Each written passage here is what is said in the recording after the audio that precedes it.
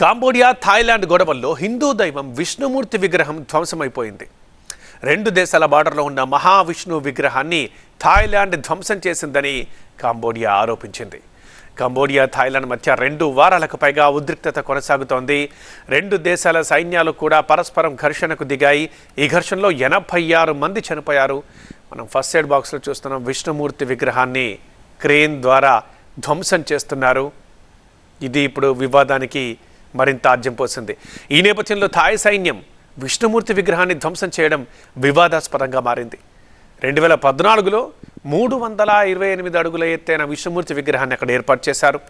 ఈ విగ్రహాన్ని హిందువులతో పాటు బౌద్ధ మతస్థులు కూడా ఆరాధిస్తున్నారు. కానీ థాయ్ సైన్యం ఇలా ఒక క్రేన్ని తీసుకొని వచ్చి కావాలనే విష్ణుమూర్తి విగ్రహాన్ని పడగొట్టింది, ధ్వంసం చేసింది. ఈ విగ్రహాన్ని ధ్వంసం చేయడంపై భారత్ తీవ్ర అభ్యంతరం వ్యక్తం చేస్తోంది. ప్రపంచవ్యాప్తంగా ఉన్న హిందువుల మనోభావాల్ని ఈ చర్య దెబ్బతీస్తుందని మన విదేశాంగ ప్రతినిధి రణధీర్ జైస్వాల్ ఎక్స్లో ఒక పోస్ట్ పెట్టారు. రైట్ సైడ్ బాక్స్లో మనం చూస్తున్నాం. కాంబోడియా థాయిలాండ్ ఘర్షణలకు ముగింపు పలికి సమస్యల పరిష్కారం కోసం చర్చలు చేపట్టాలని, దౌత్య మార్గాన్ని ఆశ్రయించాలని భారత్ పిలుపునిచ్చింది.